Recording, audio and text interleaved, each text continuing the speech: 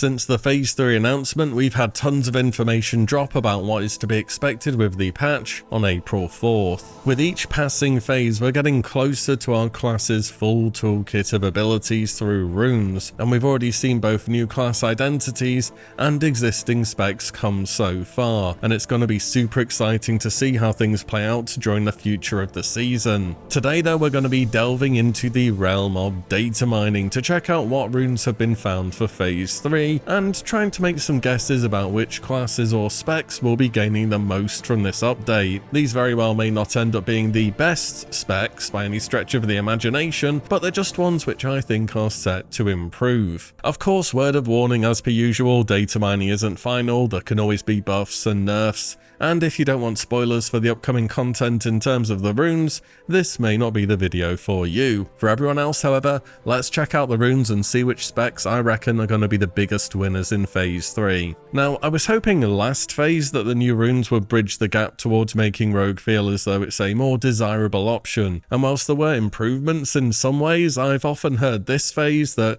people are struggling to secure raid spots, largely due to a lack of utility and not providing enough throughput to make up for it. It's the same scenario Rogues had early on in TBC now I think about it, but anyways, I think Rogues are set to get one of the most powerful runes we've seen this phase by far, and this one is confirmed, and that rune is Honor Among Thieves. When any player in your party crits, you gain 1 combo point against your current target, and this can't happen more than once per second. I mean, simply just doing the maths in an optimal scenario, that's 30 more combo points over 1 minute duration of combat than you would have had before. Or in other words, potentially 6 more 5 combo point finishers. In reality, with things like RNG, the GCD, and not always being able to instantly spend these combo points, it's probably going to be more like 20 or something extra. But that's still 4 more 5 combo point finishers than you can do at the moment. And that's without you actually doing anything yourself to generate combo points. You're going to be getting combo points at such a rapid rate, this is going to feel crazy to play,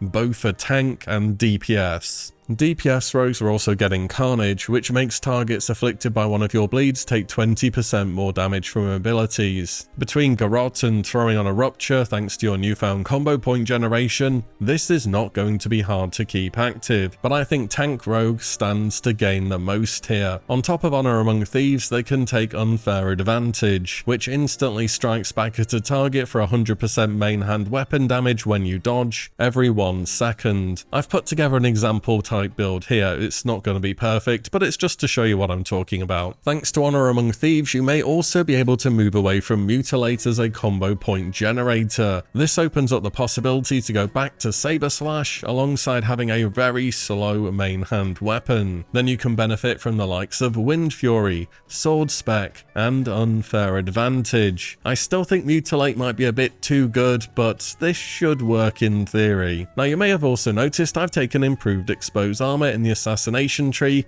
instead of going down and picking up Adrenaline Rush. And this is another thing you might not have heard about this phase for rogues, but rogues have utility now. They have a reason to be brought to the raid other than just damage. From data mining, rogues seem to be getting 3 new poisons. Now it does appear the versions which have been data mined are what we will be getting at level 60, and they're showing stats at that level. However, we can scale down the value of the debuffs and we can compare them to homunculi to see how good they're going to be. And if the math works out, I believe next phase rogues will have the best attack power debuff, the best attack speed debuff, and biggest of all, the best armor debuff in the game. So let's go through them and compare. A trophic poison reduces attack power. At level 50 it should reduce attack power by about 170, which is 10 more than homunculi. This is the smallest deal out of the debuffs though, so this one's probably optional. Numbing poison decreases attack speed. Attack speed debuffs typically don't scale with level or rank or anything, they always just do the same value. And the tooltip here says it reduces attack speed by a massive 20%, homunculi's 10%,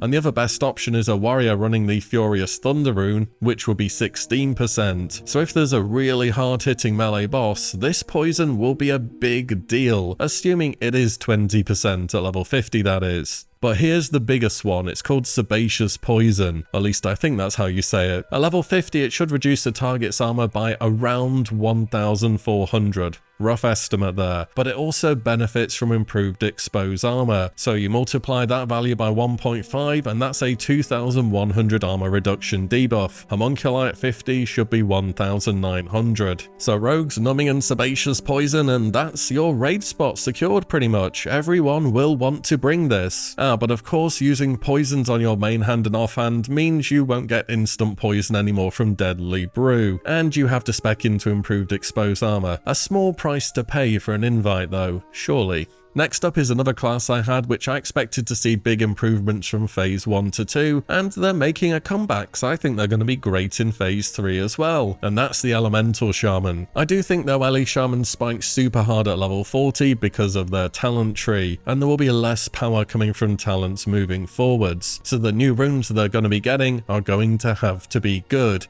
And I think they are. First up on your helm is Burn, which causes Flame Shock to now hit 3 targets. Aside from being some extra damage on multi-target fights, this is now also going to give Power Surge a much better proc chance, so you can get a free Lava Burst or a Chain Lightning depending what you need. You also get Rolling Thunder as one of your new Bracer runes. If you've played Elemental in a later expansion, this is Fulmination, so your Lava Burst and Chain Lightning have a 30% chance to add a charge to Lightning Shield, up to 9 stacks total. Earth Shock will expend all of those charges to instantly deal damage and restore some mana back to you. And it should be worth investing into improved Lightning Shield for this too now. Alongside Overload, this should stack up pretty quickly, though I do wonder if hitting multiple enemies can generate more than 1 stack. Also, this will convert your Lightning Shield stacks into a spell which can crit, which is great for Elemental. At least I'm assuming it will be able to do so. So now you'll always want a 9 stack shield built up before you drop an Elemental Mastery, and you'll be doing massive burst. Elemental will be globaling people with this for sure. I mean, they already were, but they will in the future too. Another rune which I'm super interested to see in action is Overcharged. If this ability works the way I think it might do, this is the best rune this phase, by far. Now, I've put together a build here, and you're probably looking at this and saying, what is this mess? This looks terrible and will do 0 threat, but I'm speculating that Overcharged will carry Tank Shaman very hard. The rune itself saves a Lightning Shield, never loses charges, has a 1-second cooldown, and deals damage to all nearby enemies within 8 yards. It already sounds good, but what gives it potential is snapshotting. In brief, snapshotting is using an ability when you have many different buffs running at the same time, and that ability will keep dealing damage as if those buffs were active. So typically buffs do crit percentage, damage percentage, and spell power are all snapshotted, though I'm not expecting Lightning Shield to crit, so we can ignore that, but flat damage increases and spell power should snapshot on a shield which lasts forever, which is gonna get pretty crazy. So Lightning Shield has a 0.26 spell power coefficient, at least according to Wowhead. I went and tested in game and this seemed about right. So let's say with next phase and Mental Quickness you can get 300 spell damage total. I think this is lowballing it, by the way. Also, you might be able to get a Mental Quickness buff and then swap to a plus Nature's Wrath set and double dip from both spell damage buffs. I want to say at the upper end, if this works, you could be looking at over 500 spell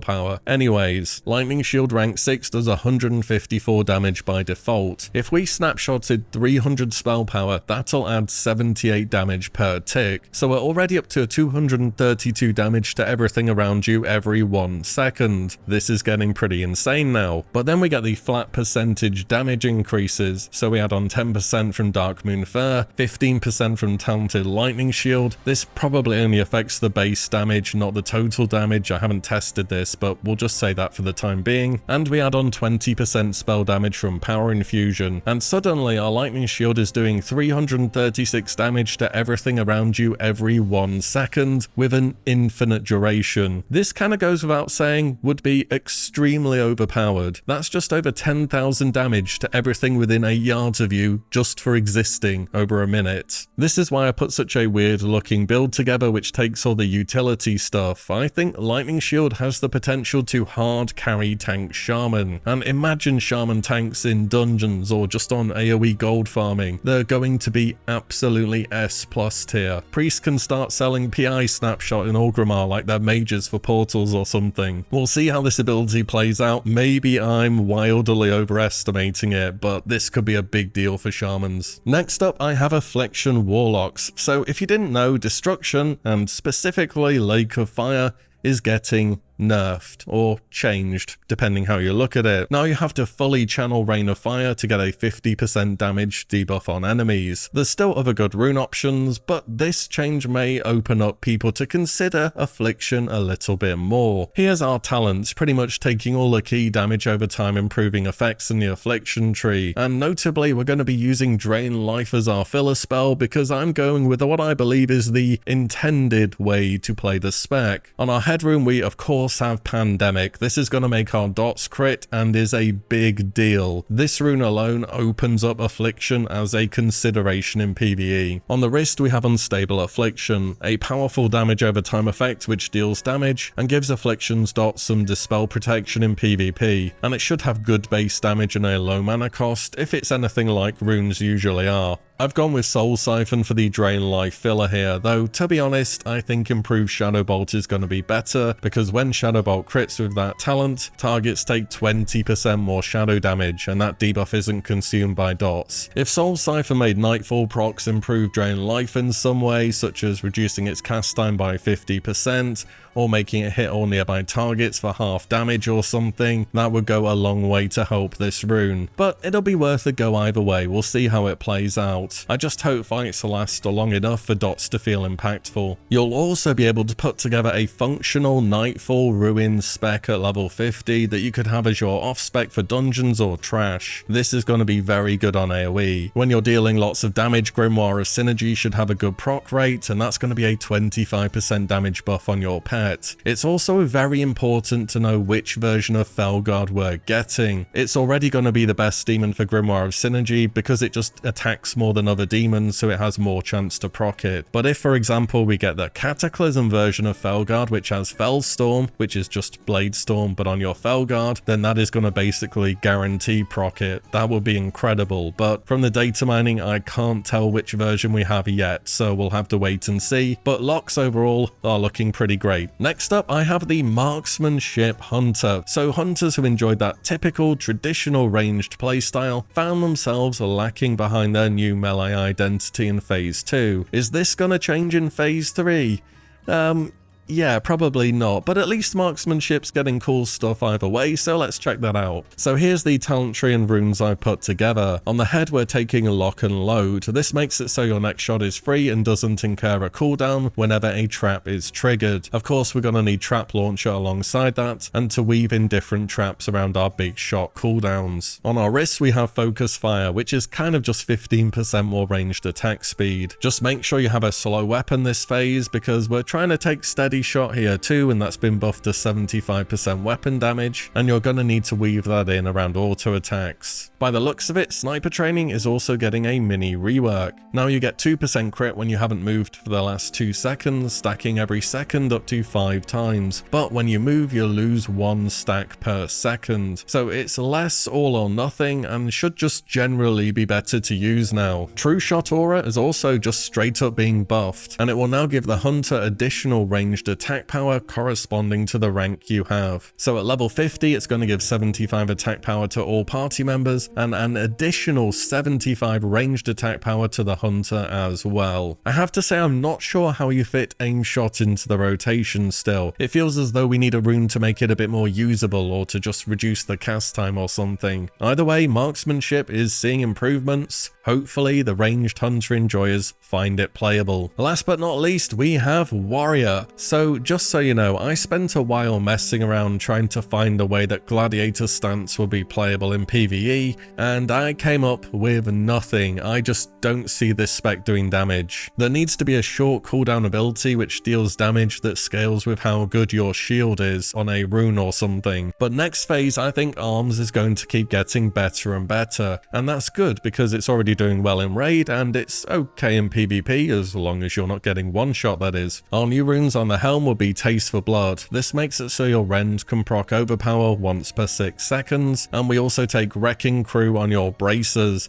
This makes your melee crits enrage you, increasing critical damage of all attacks by 10% for 6 seconds. Wrecking Crew is a much bigger deal than it looks. Melee abilities get a 200% crit damage modifier by default, and with this rune and impale, you're now doing 2.6 times normal damage on a crit. That's a big number. The talents are going to be pretty similar to what you always play as arms, there's not a huge amount of leeway here. The big difference will be what weapons are good at level 50, as to whether you'll play axes or swords. I also think you might not even go into Zerker stance anymore playing this. You're going to be spamming a lot of abilities, and unless you're activating recklessness, you just sit in battle stance or risk wasting rage. Maybe that's part of a new skill ceiling for warriors where they have to manage stance dancing. But think of all the stuff you're going to have to use. You're going to have to be keeping up rend, you're going to have overpower procs, you're going to have slam procs, you're going to have to keep Mortal Strike on cooldown too. And Wrecking Crew says on its tooltip, it's an enrage, so maybe Raging Blow is also back on the menu, and your glove rune will either be Quick Strike or Endless Rage, depending on whether you need to spend more rage or generate more.